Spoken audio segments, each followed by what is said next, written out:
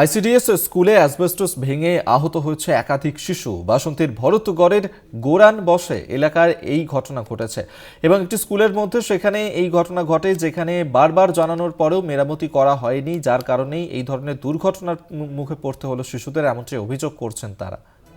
রাজু দাস আমাদের সঙ্গে টেলিফোনে রয়েছেন, প্রতিনিধি, বিস্তারিত জানবো। রাজু, ঠিক কি ঘটনা ঘটেছে?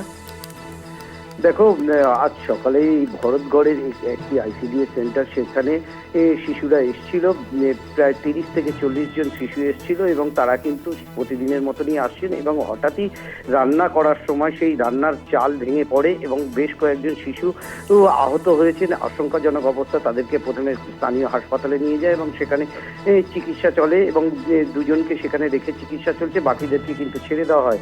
এবং এই ঘটনা শোনার পর তড়িঘড়ি স্থানীয় মানুষজন ছুটে আসে এবং সেই চালের নিচ থেকেই কিন্তু শিশুদেরকে উদ্ধার করেন এবং সেই আইসিডিএস এর যে কর্মীরা রয়েছেন তারা জানান যে প্রশাসনকে বারংবার বলা, দুরবস্থার কথা জানানো হয়েছিল, তারা কিন্তু কর্ণপাত করেনি। তারপরেই কিন্তু এই ঘটনা এবং এই ঘটনায় কিন্তু এলাকায় যথেষ্ট চাঞ্চল্য ছড়ায় এবং এই ঘটনায় কিন্তু স্থানীয় মানুষজন এখন সেই এলাকায় ঘিরে কিন্তু বিক্ষোভ দেখাচ্ছে।